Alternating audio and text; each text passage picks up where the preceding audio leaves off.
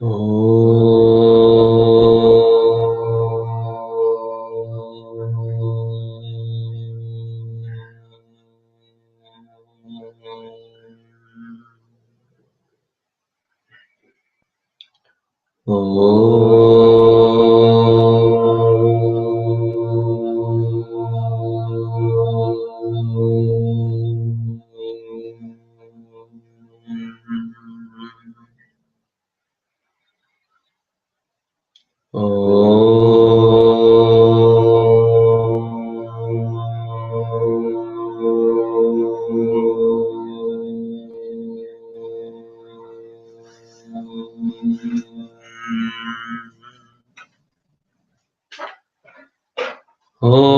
Sahana Vavatu Sahanau Bhunaktu Sahaviryam Karavavahai Tejasvinavadhitamastu ma vidvishavahai.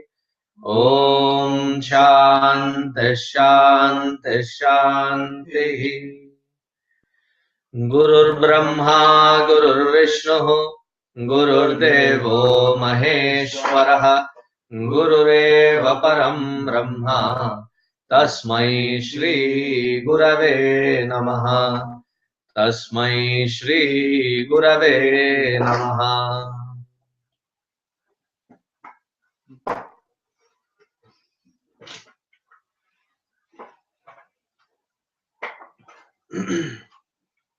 Hari Om.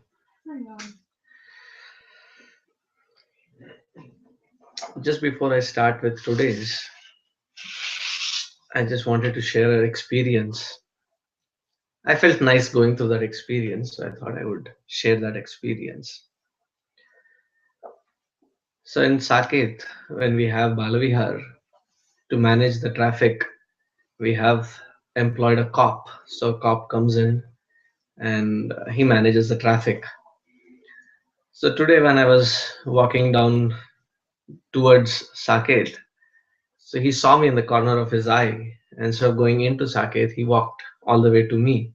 I was walking towards him, and a natural the thing was I extended my hand, and he did take my hand and then shook our hands, and I said hi, and then I said, "That's not the way you do it."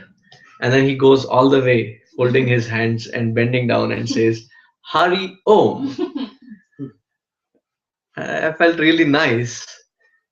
And then he looks up at me and with a wink, he says, "Did I say that right? Did I get it right?" I said, "No, you definitely deserve a nice Indian sweet as a treat for saying it nice.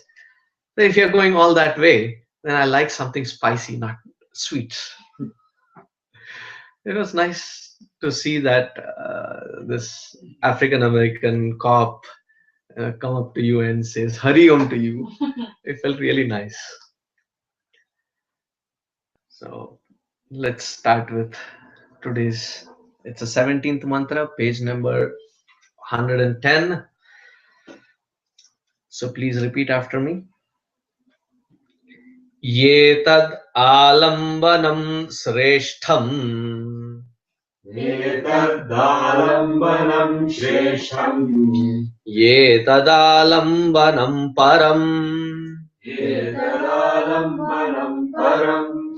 Ye tad alambanam jnatva. Ye tad alambanam jnatva. Brahmaloke mahiyate. Brahmaloke mahiyate. So here, Yama Dharmaraja, Lord Yama, he says, he continues with the earlier mantra, which was talking the greatness about Om. So he says that this Om is not just for an interactive purpose, but it is also a very powerful mantra, powerful syllable for various levels. Here he specifically chooses saying Brahmaloke Mahiyate, that it certainly will take the individual, the Upasaka, the one who is practicing chanting Om, take them to Brahmaloka. In the realization or in the process of realization, there are two steps or two different methods. One is called Jivan Mukti. Jivan Mukti, Jivan Eva Mukti. While we are here, living here, getting liberated. That is the most direct path. The second one is called Krama Mukti, which takes us, because we have acquired a lot of punya in this particular life, that we do not have enough to come back into a human form. So there is no more opportunity left for taking another birth. But you have not acquired enough to transcend the punya, to go beyond the sattva.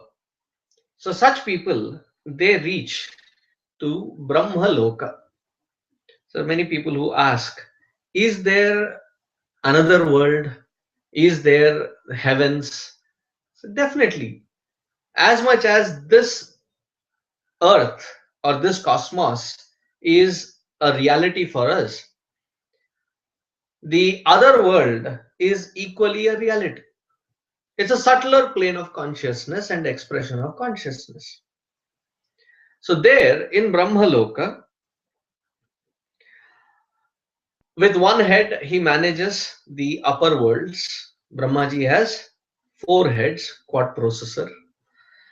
So with one head he manages the upper worlds, with one head he manages the lower worlds, with one he manages this world. What does he do with the fourth one? All those who have acquired excessive punya, when they reach Brahmaloka, he expands for them. Now, having reached Brahmaloka, in that world there is no ashana pipasa, there is no hunger or thirst, there is no old age, death or sickness. See, if there is no hunger and thirst, if that be taken away, then what would we do 24/7? When in this world, many of us put in a lot of effort in towards karma, so that the basic needs are met with. When those basic needs are guaranteed, that you will never have hunger and thirst. So what do they do 24/7? So Brahmaji engages them in constant satsang. Since there is no input, there is no output. There is no bio breaks. There is no going out, stretching yourself out because you are feeling tired. The tiredness is of the gross body. There is no gross body there. It's only the subtler expression, subtler level of consciousness expressing. So all these limitations are removed. So Brahmaji is the teacher, and the taught are all these people who go through the entire satsanga. Until when? Until the tenure of Brahmaji to finish this cycle of his creation. Until that end, we are in Brahmaloka. So just to assure people take seriousness of doing sadhana here, I often tease them saying, choice is yours. 1.5 hour satsang here or lifelong satsang there. Which one would you prefer? So finish it off right here, right now. Now, in order to reach there, how does one acquire that punya? Etad alambanam sreshtham param etam jnatva. This alambana support system, anchoring system. How do you anchor yourself into that Brahmaloka? By doing upasana on this Omkar. It is said that if one repeats this Om about an average of 10,000 times plus, they will be instantly blessed with Vairagya. So I was telling this in a gathering, and this elderly person, there are some of these who have quick remarks, funny remarks. So under his breath, he almost says, well, if you keep saying 10,000 times a day, what else do you have left time for in engaging in? You'll be forced to have Vairagya only. True. So if you're saying this Omkar 10,000 times, constantly chanting Om 10,000 times. And I was blessed enough to meet with such sadhus who spend at least 6-7 hours in the morning. They wake up early in the morning and spend 6-7 hours constantly chanting Omkar. So much so that in their presence, you feel that Omkara, that vibration all around them. So when somebody does with that kind of intensity, this Shrestha mantra of Om, last week we have spoken how powerful the mantra Om is. The syllable Om in itself is. When they do it, and they come to that point wherein the mind ceases to exist. Now what happens? Now when I say when mind ceases to exist, at this point our experience is very limited. How is our experience? When does our mind cease to exist?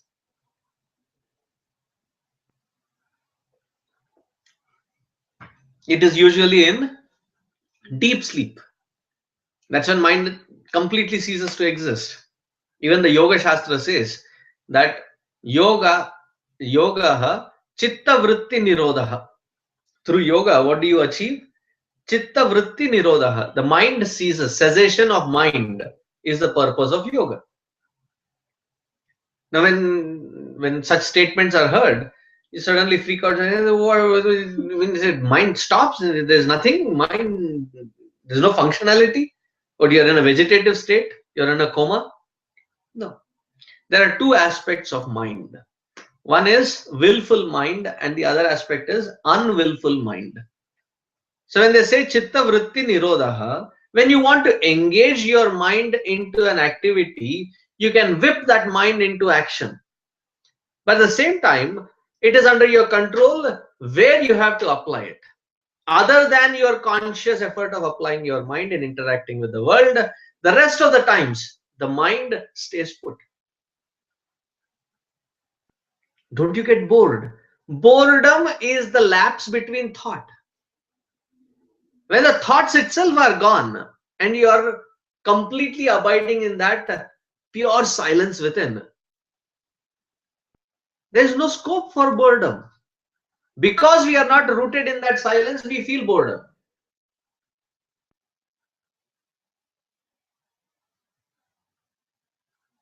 And for many, that silence is almost like haunts us. To stay in a room without allowing any TV, any kind of gadget, any kind of, try it once. Be in a room, have 3 meals, sufficient meals provided for, so that you don't need to leave the room. Turn your gadgets, turn your instruments, turn everything off. Not even book, pen, paper, nothing. Just sit. And that's why it's a punishment in the prison systems when people who are incarcerated, when they are not behaving, when they're not disciplined, they throw them in solitary confinement. That when that solitary confinement is over a certain period of time, they go mad. Why? They cannot tolerate that silence. It's scary. It's scary because the mind starts spinning out so many things that it becomes uncontrollable. But this is not that kind of a vulnerable silence we are talking. We are talking of parashanti, that supreme shanti, peace that one finds. And once this sadhana is done, there is no more acquiring of papa. There's no acquiring of negativities. And such individual is uplifted into Brahmaloka for certainty. And how is our Yamadharmaraja talking about it as certainty? Because he himself has done that sadhana to reach to that status. So by his own experience, he's talking about it, saying that one will definitely acquire, one will definitely reach to that status of Brahmaloka that is guaranteed. If you want to transcend that right here, right now, your intensity should increase. But just by chanting Omkara, whether you are in Grihastha, Brahmacharya, Vanaprastha, whatever ashram that you are, whatever caste, creed, gender that you belong to, doesn't matter. Just keep chanting Om.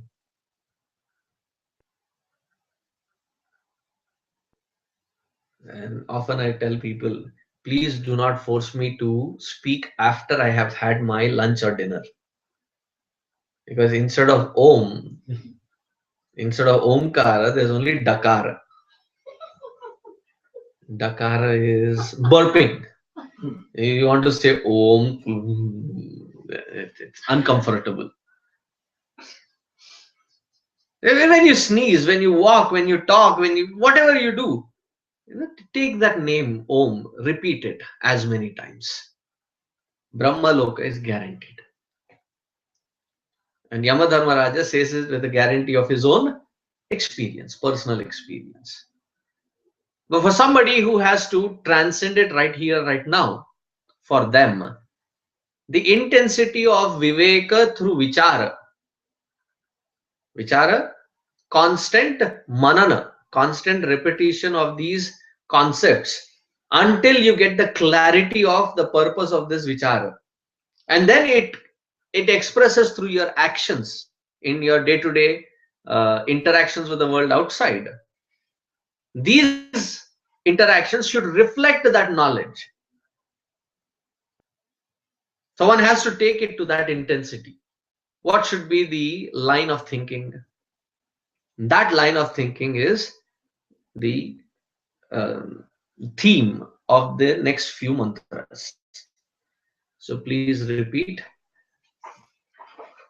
Tell me if you find this mantra familiar. न जायते म्रियते न जायते म्रियते वा विपश्चित् वा विपश्चित् नायं कुतश्चिन्न नायं कुतश्चिन्न बभूव कश्चित् बभूव कश्चित् अजो नित्यः शाश्वतो अजो नित्यः शाश्वतो अयं पुराणः अयं पुराणः न हन्यते न हन्यते हन्यमाने शरीरे. हन्यमाने शरीरे. So the same mantra gets reflected even in second chapter of Bhagavad Gita, the 20th shloka, I believe, if I'm not wrong, 18th or 20th, one of them. 20th. Good, impressed. Oh, copying it from the book. Okay. Okay, good. At least you saw through it and answered it right. Usually in Vedanta classes, to find right answers from listeners is a novelty. So I was pleasantly surprised. Thank you. So in Bhagavad Gita, the same mantra comes, Najayate mriyate va kadachit. Instead of vipaschit, that is used as kadachit. So the mantra has a little variation, but the root of that mantra, the seed of that mantra in Bhagavad Gita is taken from here. So one of my friends, he is also a Swamiji. So he says, Bhagavan Krishna, right from childhood, loved stealing butter from everyone's house. So the same habit that even while he was trying to speak Bhagavad Gita to Arjuna, that he stole these mantras from Kathopanishad and then used them. But the point there is, even when Bhagavan Krishna has to speak about the Vedanta Tattva, he has to show the continuance of that knowledge referring through the Upanishads. And since Arjuna himself had gone through the Gurukula system, these mantras were not something which were not familiar. He was also very familiar with these mantras. So when Bhagavan Krishna spoke to him about these, he knew exactly that this was from Kathopanishad. This was the message that was given to Nachiketas by Lord Yamadharmaraja. Najayate mriyate va vipaschit. Nayam kutaschin nababhuva kaschit. Ajo nitya shashvatoyam puranaha. Na hanyate hanyamane sharire. Vipaschit, the intelligent one, the all-knowing one. Na jayate, na mriyate. Na jayate. Na jayate is not, understands that the self is, does not have a birth. That which does not have a birth definitely does not have death. That which is not born cannot die. Now, what is born? The physical aspect of matter is what is born. That which is enlivening it is not born. It's ever existing. In that ever existing supreme, the matter expresses itself, shining forth that supreme as a reflected consciousness.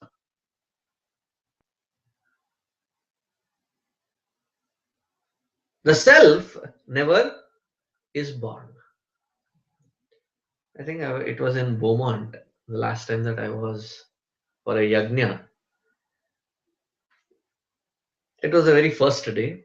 I was at somebody's house for Bhiksha, and that particular week that I had gone to Beaumont, I didn't realize then when they had asked this question. Then very casually, just before Bhiksha was getting ready, so somebody asked a question. Swamiji, what is your opinion about celebrating birthdays? And I went off on a completely different level. I said, celebration finds its validity when people find our presence in their lives worthy enough that they find it as an opportunity to celebrate our presence in their lives. Therefore, birthday becomes a celebration. For the rest of them, for the rest of us, birthday is an event wherein we seek actively the blessings of all the elders, all the well-wishers, and the Lord, so that we make a meaningful use of this life.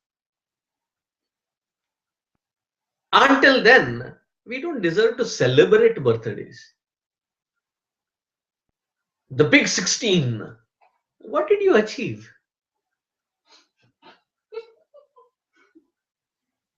To celebrate your, uh, what are the other milestones? 21, because you are now officially an adult for whatever reasons. Obviously, you know what you are laughing at or laughing for. What are the other milestones? Every decade. Every decade of decadence is celebrated. 30, 40, 50, 60, Shashtyabdhi, 60. Then in Hinduism, there is another one which is 83. You complete 82, in 83rd year, you celebrate. By then, you should have seen Sahasra Chandra Darshana. You have seen 1,000 times. See, all these celebrations, when you look at the Hindu system, first thing is you don't blow the lamps off. You light the lamp. And I really liked when I went to Ramesh's birthday. Uh, they lit the lamp, took it out and kept it in a bowl and did not blow it away. I really appreciated that. Otherwise, people with the pressure of all those who they have invited, they may not understand the system. We should go along with the flow and blow it out and then come back and say, sorry, we didn't mean to, but we had to, blah blah blah.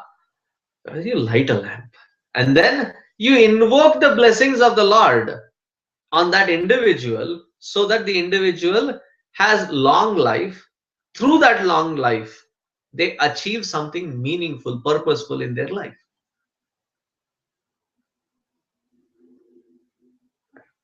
Until then, celebrating a birthday is a waste. In fact, that day when you are born, it's a moment to pause and reflect on your own life. Like Ramakrishna Paramahamsaji used to stand in front of Mother Kali and cry, "Oh Mother, another day has passed by without your darshan.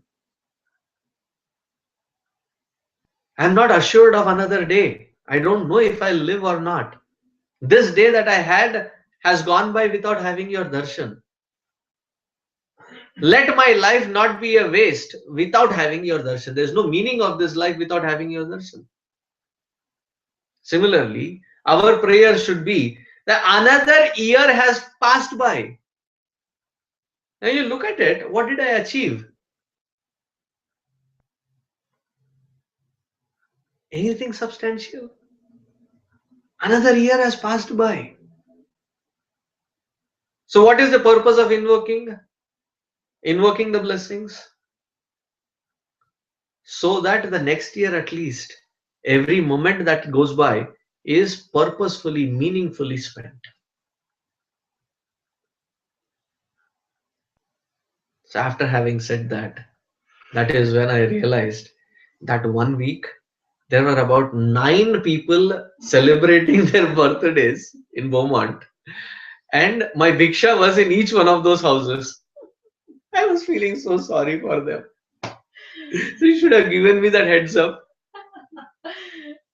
So no, Swamiji, this message is quite profound. We now know how to celebrate a birthday. So when we go with the same mindset to a realized master, like to Gurudev and others, Swamiji, happy birthday. So he just, once he just looked at us all and he was just silent. He didn't say thank you or anything. He just said silent. Swamiji didn't say anything. No, I have given the pause for you to realize that you are wishing someone who was never born.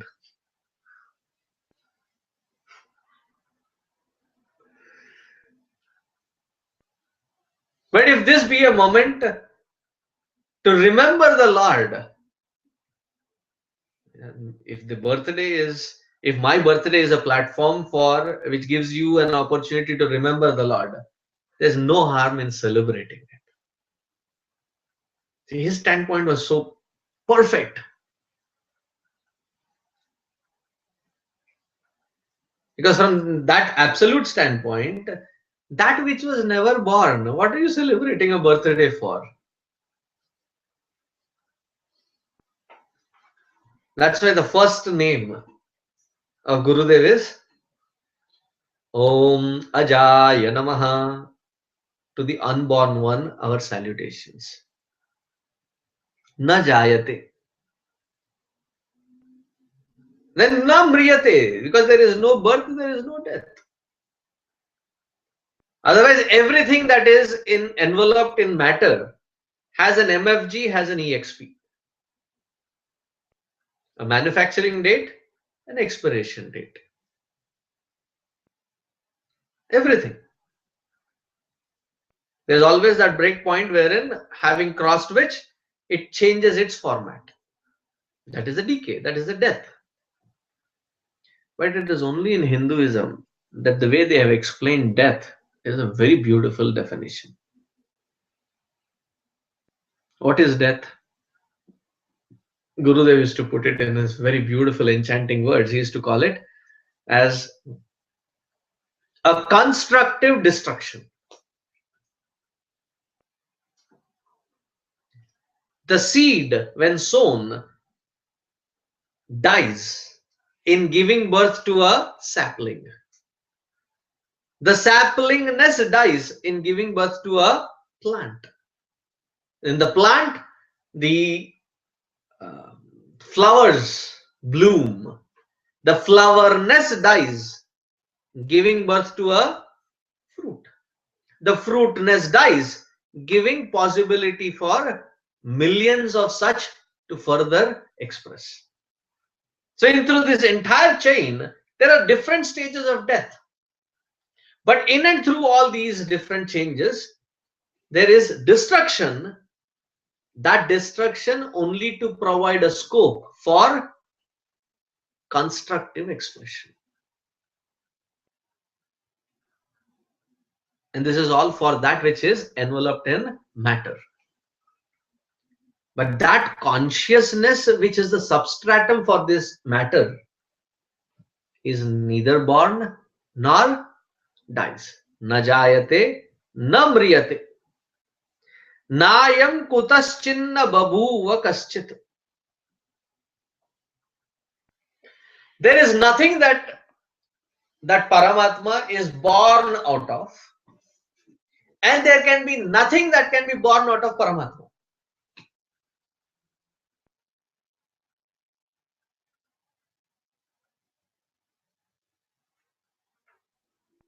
I'm just giving a good pause. Paramatma is not born of anything, and neither can anything have a possibility of springing forth from that Paramatma.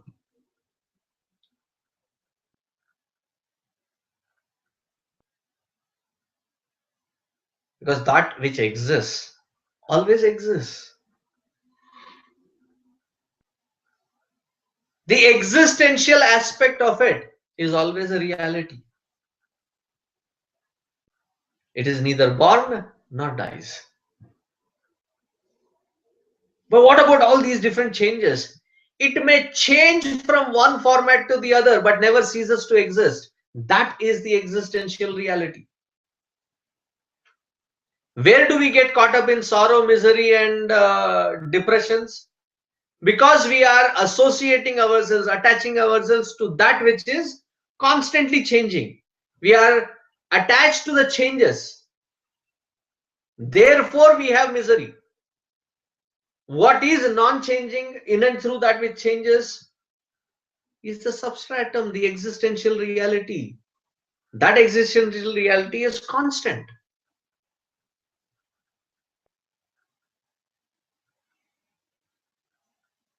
Understand the point? It's a very subtle point, very deep point made here. Nayam kutaschinna babuva kaschit. Ajaha nityaha shashvataha ayam puranaha. These are the attributes of that Paramatma. Ajaha, unborn. Many parents, come with such a beaming smile on their face. Swamiji, I think Chinmay Mission is doing something good to our children. So I have to always be very cautious when I take such compliments on behalf of Chinmay Mission. So I very pensively said, why so? Uh, my child asked the best question. What's the question? My child asked, Papa, in Balvihar we learn that everything is created by God. Then who created God? Vijay, I didn't know what to answer. So I brought my child. You please answer.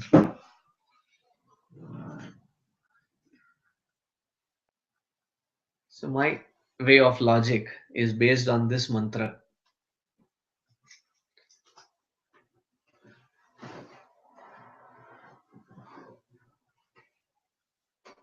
As you walk into this house, as you walk into this room,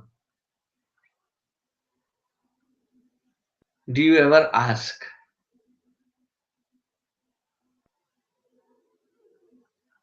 this room is created. Was it created when I was in that room? No. The entire house existed, and a room is an aspect, a part of it. So with a simple example, though this is not a very permanent example to be taken in with the standpoint of permanency, but the room with respect to the house, so as the house existed, the room is an aspect of it which exists. It need not be created specifically. Similarly, that which has always existed, nitya, alone can be unborn.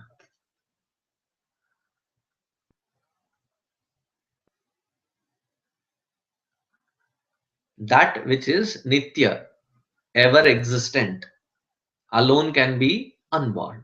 Ajaha nityaha. Why is it nitya?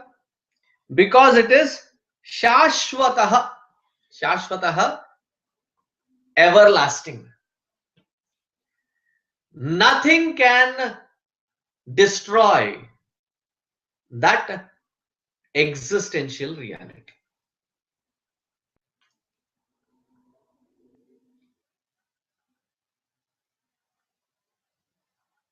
How can anything be destroyed in this world? There are five elements: earth, water, fire, air, space. Right? Space is very subtle, nothing can touch space. The rest four, you use various combinations of these four to create destruction. Right? These four elements cannot destroy the fifth one, which is the space. Within the subtlest of these matter layers, the first four cannot destroy the fifth one. Can all five put together destroy that Paramatma who is the substratum of this matter? Therefore, he is everlasting. Ajaha, Nityaha, Shashvataha. And he is a very strange combination.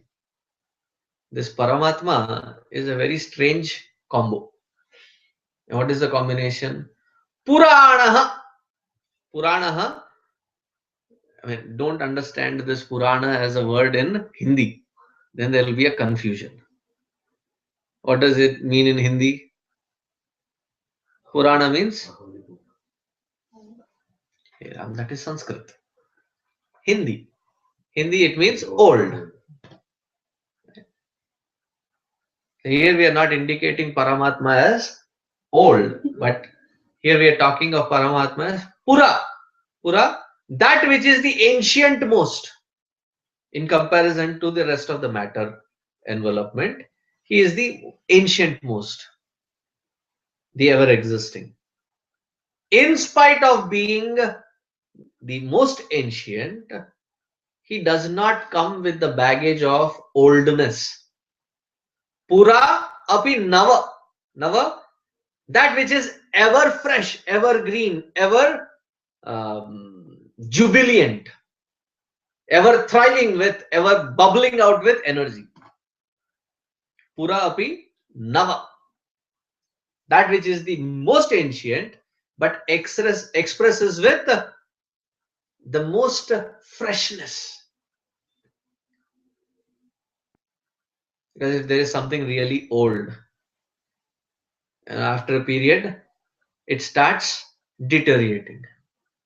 Now, he does not come with that baggage of deterioration. That which deteriorates is only matter and not the consciousness which supports that matter. Therefore, he is ever fresh. Pura api nava. Ajaha nityaha shashvataha puranaha. Ajo nitya shashvatoyam puranaha. Na hanyate hanyamane sharire.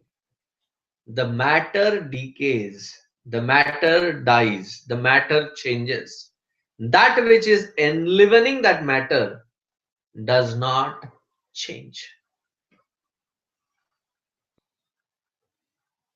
The bulb which is enlightening this room, the bulb may fuse out and die. That electricity which functions through that light, expresses through that light, enlivens the bulb, that which is functional, enlivens the bulb. That electricity is a constant. Right? Similarly, this Paramatma na hanyate hanyamane sharire. The sharira can get killed, sharira can get destroyed. The root word is hana. Hana, to get destroyed or to destroy. And that's why in West, spouses call each other as the incarnation of destruction. Honey. Honey, born to destroy each other. No, getting back on serious note. Hana, to destroy. What gets destroyed is the present state of that matter gets destroyed. It gets changed. That which supports all this matter and the changes of that matter, the substratum, the base, that is consciousness. That does not get killed, that does not get touched. That remains ever existent. So this particular mantra is what defines Paramatma. Najayate mriyate va vipaschit nayam kutaschinna babhuva kaschit ajo nitya shashvato yam puranaha na hanyate hanyamane sharire.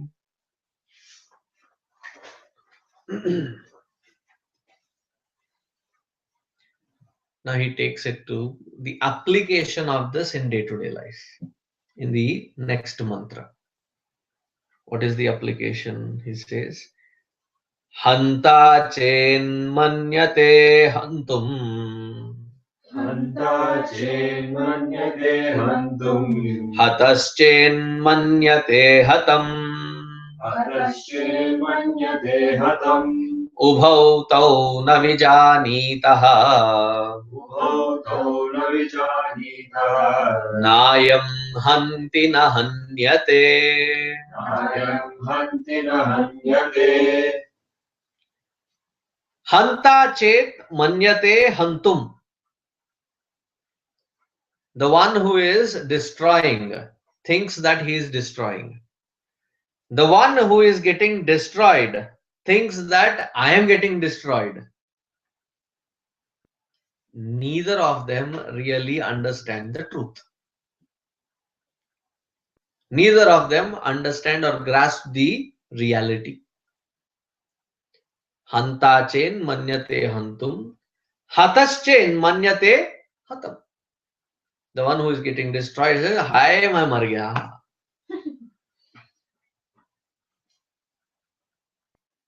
And then they make songs out of it. Mar jawa.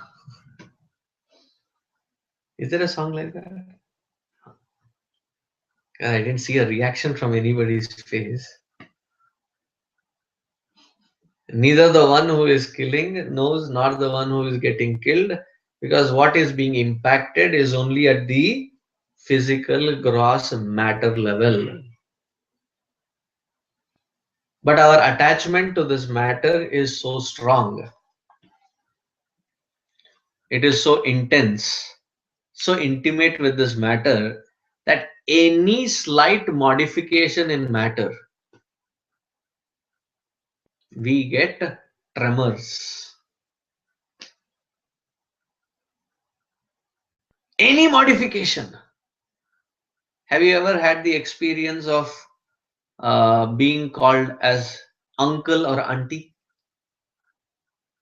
The first time, do you remember that you were called that? ऐसे मत कर. I can make that a possibility.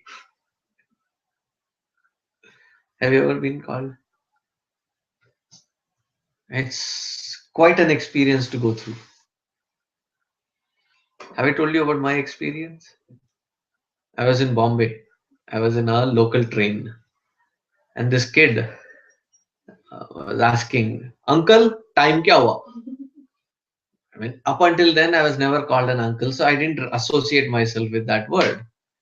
Two, three times, and I didn't pay attention. So the kid finally gives up on me and throws a comment on the slide that he says, people nowadays don't even know how to check the time. They're just wearing it for fashion. I said, a little kid making such a brave statement. Who is he speaking to? I turned around and he was looking straight into my eyes. That is when it dawned. Oh, I am that uncle. Oh, you think that was hard or harsh? Very recently, I was in India and I was in a bus, and this lady, carrying probably too much of luggage and a child, infant. I was on the upper deck, so she doesn't know where to, because there's too much of luggage to bring in. Then she finds me sitting there, and I also offer like, do you need any help? And then she says in very clear terms in Telugu, yes, Tata Garu. Tata Garu means grandfather, Ajja, Dadaji. Please, can you take care of my child for a couple of minutes? I'll bring the luggage inside. I was like, you sit with your child, tell me where your luggage is, I'll bring it in. But then I had to smile at myself. Oh, now I've been recognized that too. Because our association with this matter envelopment is so strong. Any change, I don't know if you ever had the experience and trying to look at the first white hair when you see it. What is the reaction? You dirty fellow, pull it out. Why? It shows the sign of getting there. And you don't like that change. And that's just the grossest example. Any change in the matter level, it can tremble as tremors are seen inside. Anxiety, fear. And here Bhagavan is saying, if there is fear, it can be only at the layer of matter, not at the layer of consciousness. The one who destroys things that he has destroyed, the one who is getting destroyed, things that he has destroyed, only at the layer of matter, that is where anxieties, fears, and all negative emotions can exist. Then how should our thought be? That is taken in next mantra. We'll chant the mantra, but see the meaning next week. Repeat after me. Anoraniyaan Anoraniyaan Mahato Mahiyaan Mahato Maniyaan Atmasya Jantoho Atmasya Janto Nihito Guhayam Nihito Guhayam Tamakratuh Pashyati Tamakratuh Pashyati Vitashokaha Vitashokaha Dhatu Prasadan Dhatu Prasadam Mahimanamatmanaha. Mahimanamatmanaha. This is the famous mantra from where the bhajan is also taken, these words. Have you heard of Guru Mahima, that bhajan? Guru Mahima, Guru Mahima, Anoraniyan Guru Mahima. Have you heard of that? No, you just heard it. Okay, you heard it. I'm not a singer, so you may not be able to recognize the tune, but these are the words. So let us conclude. Om Purnamadaha Purnamidam Purnat Purnamudachyate Purnasya Purnamadaya Purnameva Vasishyate. Om Shanti Shanti Shanti. Hari Om Shri Gurubhyo Namaha. Hari Om.